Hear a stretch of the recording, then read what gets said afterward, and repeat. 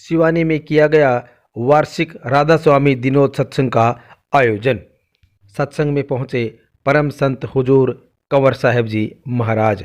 हजारों अनुयायियों ने किए महाराज जी के साक्षात दर्शन। आपको बता दें कि सिवानी में बने राधा स्वामी दिनोत के आश्रम में हर साल रविदास जयंती पर वार्षिक उत्सव का आयोजन किया जाता है, वार्षिक सत्संग का आयोजन किया जाता है। लेकिन इस बार ये सत्संग रविदास जयंती से कुछ दिन पहले किया गया है।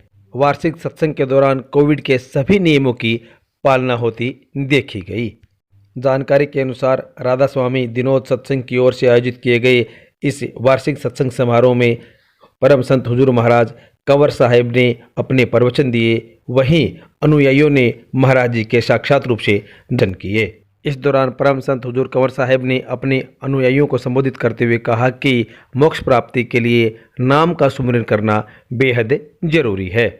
इस वार्षिक सत्संग समारोह के दौरान महाराज जी ने मीडिया कर्मियों से भी बातचीत की। इस वार्षिक सत्संग में सिवानी शहर के अलावा सिवानी क्षेत्र के आसपास के गांवों से भी हजारों अनुयायी पहुंचे।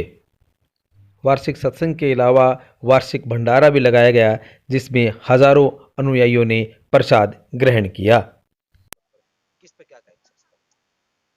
जैसा कि आपको सबको जानकारी है कि कोरोना के दौरान दुनिया की सभी संस्थाएं, चाहे मंदिर, मस्जिद, गुरुद्वारे, आश्रम वगैरह जितने भी थे, सब के कार्यक्रम बंद हो गए थे। लॉकडाउन के कारण यहाँ तक कि घर परिवार के लोग भी घरों में ही बंद थे। तो इस दौरान में हमने भी सब सत्संग कार्यक्रम थे वो बंद कर दिए, लेकिन उसके लिए एक उपाय निकाला हमने कि लाइव सत्संग देते रहे यूट्यूब पे, फेसबुक पे और संतवाणी चैनल पे। लोगों को काफ़ी सहारा मिला। समय समय पर उनकी जो एडवाइजरी थी वो लोगों तक पहुंचती रही। लोगों में किसी प्रकार की जो निराशा की झलक थी वो दूर होती रही और काफ़ी उनको इससे मानसिक शक्ति मिली कि जिसके कारण वो इससे जीत पाए और इस रोग से आगे निकले। अब हालात यह है कि धीरे धीरे करके पटरी पे गाड़ी आई है, सभी चीज़ों में थोड़ा बहुत इजाज़त हो गई है, लेकिन फिर भी सावधानी बरतते हुए हमने भी थोड़ी छूट दी है कि सत्संगों का आयोजन करेंगे, लेकिन वो भी लिमिटेड सत्संग इसके बीच में। अभी इतने ज़्यादा भारी तादाद में संगत नहीं आएगी, लेकिन हाँ, शिवानी से ही हमने स्टार्टिंग की है। देखते हैं इसमें कितना नियमों का पालन होता है। अगर इसमें गड़बड़ करते हैं या अनुशासन में नहीं रहते हैं या मास्क नहीं लगाते हैं या सही तरीके से वो एडवाइजरी को नहीं मानते हैं तो हो सकता है हमें पुनः बंद करना पड़ जाए। लेकिन अगर सही चला तो जैसा कि सरकार के निर्देश हैं, धीरे धीरे करके सत्संगों का कार्य भी पुनः स्टार्ट हो जाएगा।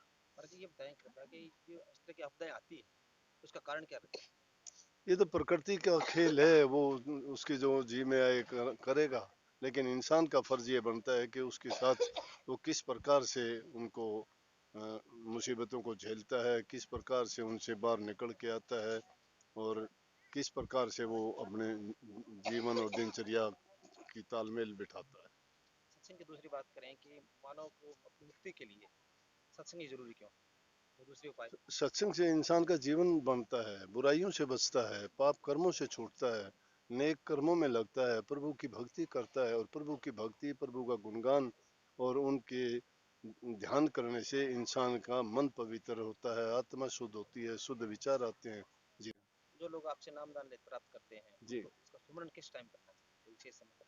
सुमरण एक प्रकार का नहीं होता। एक तो हम जुबान से सुमरण करते, वो तो आप चलते फिरते भी कर सकते हो, बैठ के उठे, लेकिन उसके लिए सही तरीका तो यह है कि हमने एक नियम बताया है कि आदमी हो सकता है दिन के कामों में व्यस्त होते हुए नहीं ख्याल रहता है, लेकिन जब दुनियादारी के सभी काम करते हैं तो प्रभु के कामों में ढील कैसी, उनमें कैसी सुस्ती, क्यों कोताही।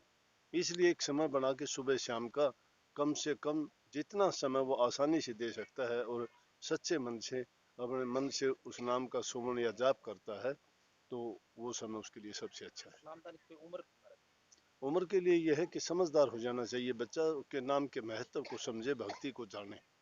ये नहीं कि क्योंकि जवान उम्र में बच्चा दो राह पे खड़ा होता है, एक दुनियादारी की तरफ चलता है, एक जो है उपरामता की तरफ चलता है, सन्यास की तरफ या प्रभु भक्ति की ओर जाता है।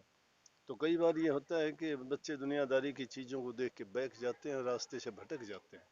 लेकिन उनको सही वक्त में सही रास्ता मिल जाता है तो अच्छे संस्कार उसको मिलते हैं, फिर वो भटकता नहीं है और सही रास्ते पे ही चलता है।